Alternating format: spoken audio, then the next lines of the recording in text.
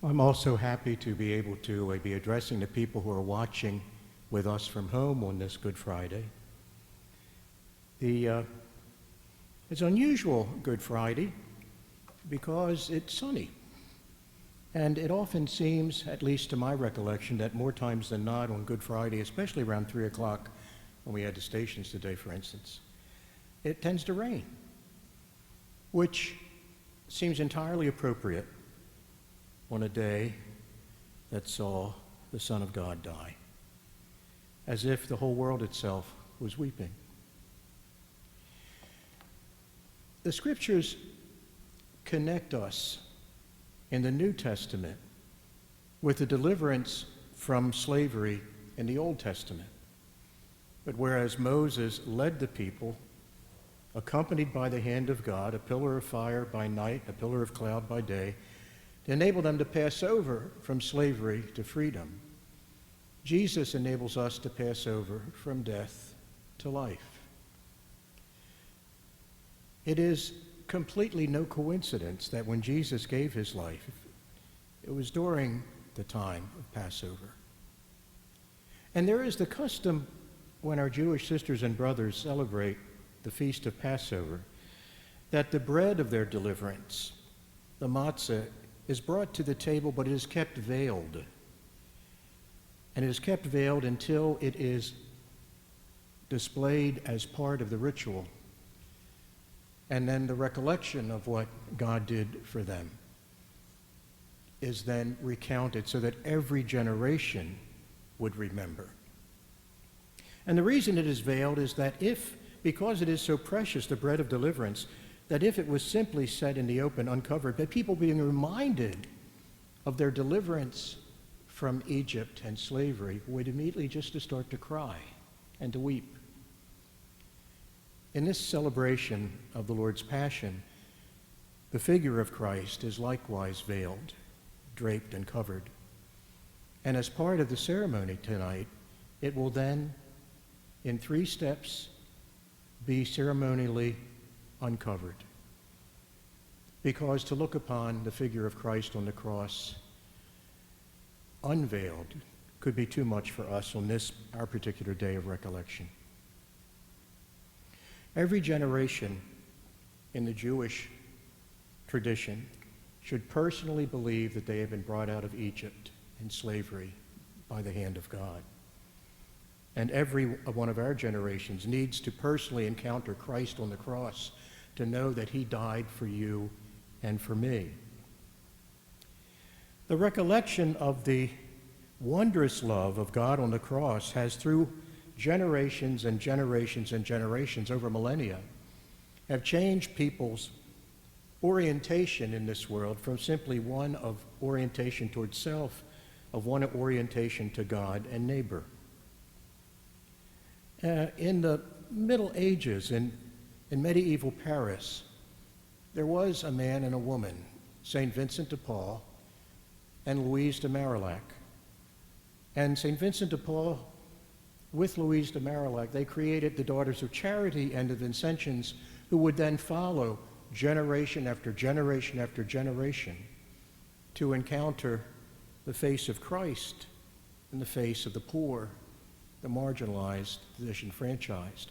And what was begun back then has flourished so much because it was of God, that it was the same Daughters of Charity that were educating so many children in the 50s. That's where I got my education. That's where the faith that my parents instilled in me really began to grow and to flourish. And the example of the women who gave us their life as educators was something that was so highly respected that I can tell you that I remember that if I came home late from school and my mother or father would say, "Why are you late?" I would leave out part of the story and I would say, I helped Sister clean the blackboards. And my mother would say, "Oh, very good, good, I'm glad you did that. They need all the help they can get. They work so hard." I didn't say I was being punished to stay after school and clean the blackboards, but I think you all could infer that because I understand this is a common experience in many, many families, back then anyway. As we try to reflect on what does this Good Friday mean for us today, but also in our encountering the face of God in Christ on the cross and in the poor and marginalized among us. After the 3 o'clock service today, one of our parishioners gave me a short reflection from a fellow Vincentian on the body of Christ. And this is what it says. It says, the person of Jesus is at the heart of Vincent de Paul's identity as a mystic of charity and of the Vincentian charism and spirituality.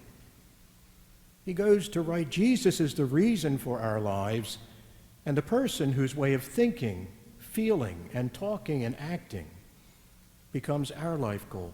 The way of Jesus' thinking, feeling, talking, and acting becomes our life goal.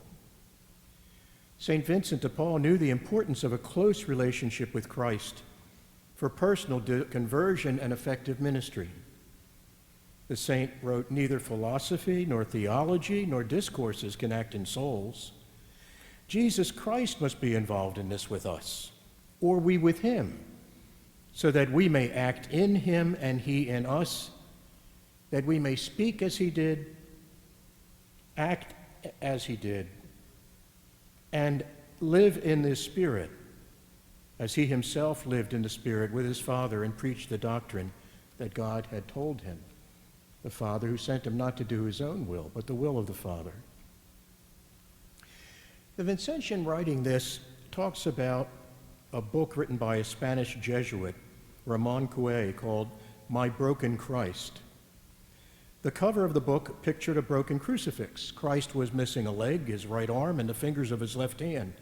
He had no face and not even a cross. That image caught this Vincentian's attention. And he says, the book, My Broken Christ, is about a priest who loved artwork. One day, while visiting an antique shop, he saw a sculpture among many beautiful sculptures, pictures, and other pieces of art that right away attracted his attention. It was this broken crucifix. The work of a well-known artist, it still had its market value despite the damage, probably similar to how the Nike victory in the Louvre Museum in Paris, despite its damage, still has its lasting value. It so intrigued the priest that he decided to buy it and have it restored to its original beauty. And looking at the broken Christ back home in his room, the priest started to feel uneasy to the point of becoming angry. In a loud voice, he asked himself, who could do such a thing to you? Who could take you so brutally from the cross? Who could disfigure your face so terribly? All of a sudden, within his mind, he heard a voice say, quietly but firmly, be still. You are asking too many questions. The penetrating voice associated with the mutilated body hardly brought the priest peace. Still in a state of shock after hearing Christ speak, the priest wanted to make Christ feel well and said with a trembling voice, Lord, I have an idea that you will like. I will find a way to have you restored. I do not want to see you so mutilated.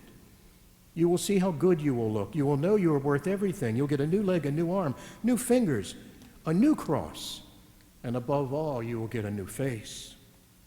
Again, the voice was heard. You disappoint me. I forbid you to restore me. Surprised by the broken Christ's energy and determination, the priest countered, Lord, you do not understand. It'll be a continuous pain for me to see you broken and mutilated. Do you not understand how you grieve me? And the voice again answered, this is exactly what I want to achieve. Do not restore me. When you see me this way, let us see if you will remember my sisters and brothers who suffer, and if you will grieve for them. Let us see if the sight of me so broken and mutilated can be the symbol of the pain of others, the symbol that will cry out the pain of my second passion, and my sisters and brothers. Leave me broken. Kiss me broken. The priest then thought to himself, I have a Christ without a cross. Some people may have a cross without Christ. He cannot rest without a cross, and a personal cross can only be tolerated with Christ. He said, we started looking for a wooden cross for the broken Christ where he can rest. We found instead our cross. Put them together, and the broken Christ will be complete. The broken Christ reposes on our cross, your cross, my cross, the cross of our sisters and brothers. And then we will carry Christ's cross together. The priest lamented, though, continuing, but how hard it is for me to love Christ without a face. He spent many hours trying to find an adequate, beautiful face for his broken Christ to ease his inner restlessness. But the voice again spoke to his heart, I want to remain like this, broken, without a face. Why would you like to restore me? For you or for others? Does seeing me in this deteriorated state make you feel uneasy? And then the voice of Christ said more gently, please accept me as I am. Accept me broken. Accept me without a face. And then the voice said this. Christ continued to speak to the priest's heart. He said, do you have a picture of someone you do not like, your enemy? Put the face of that person on my face. Put the faces of all the most abandoned, rejected, poorest people over my face. Do you understand? I gave my life for all of them. In my face, there were all their faces. Do you understand?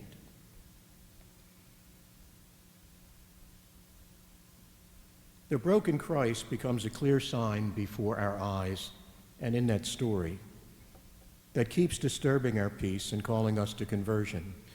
Jesus on the cross invites us to a continuous dialogue with him in the here and now of our world and of our everyday relationships.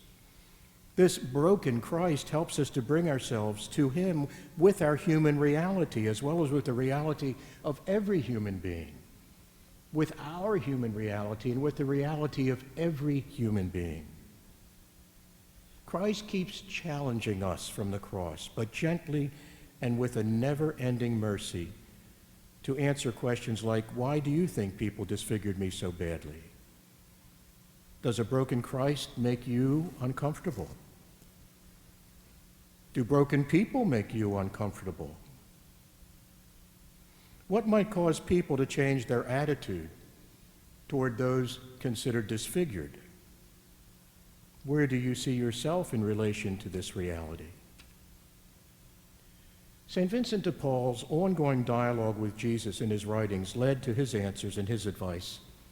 St. Vincent, who dedicated his life to the poor, said how beautiful it is to see poor people if we consider them in God and with the esteem in which Jesus Christ held them. How beautiful they are if we consider them in God and with the esteem in which Jesus Christ held them.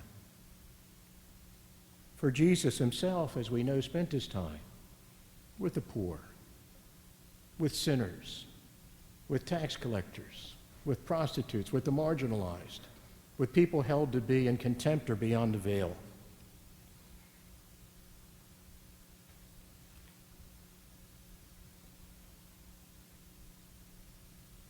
And then St. Vincent says this, if we do not consider them when we gaze upon them as being in God and with the esteem in which Jesus Christ held them and cared for them and preached to them and healed them and loved them and taught them, if, however, we look on them according to the sentiments of the flesh and a worldly spirit, then they will seem to us contemptible and not deserving of our engagement. The broken Christ, whether before my eyes or in my thoughts, invites us to a real dialogue. May this Lenten season that has just passed, this Holy Week that is just beginning, as we are on the edge of the 3 days that delivered us from death, may we deepen our conversation with the broken Christ. Or if we have not one yet, may we start a conversation with the broken Christ. For how do we love God? We are told by Jesus, and according to the law in the Old and New Testament, to love God with all our hearts, all our mind, all our soul, all our strength, and our neighbor, who all bear the face of Christ, and to love them not only as much as we would love God, but as much as we would love ourselves. On this Good Friday, we acknowledge that there is a conversation and a dialogue and a great challenge going on in the world and in our country to look upon those who have been cast down and out and marginalized, to confront the challenges of racism, whether it is against black people or people of color or Asian Americans. It cannot be ignored that just last week, I believe it was, there was a 65-year-old woman, Asian American woman, was it in New York? And she was attacked and being thrown to the ground and stepped on and kicked in the stomach and in the face, and people witnessed it and did nothing except for one person who screamed to try to distract the attention of the assailant. If Christ appeared to you and was in need, would you not go to him? And so this Good Friday challenges us to remember that the broken Christ calls out to you and to me from his flesh on the cross and in our daily lives and in the world in which we dwell and live and in which our sisters and brothers dwell and live. And we know that the work that he began to embrace all who are cast away and to help everyone to come to understand that there is one teacher and one Father of us all, and we are all the rest learners. And we still have not yet learned that.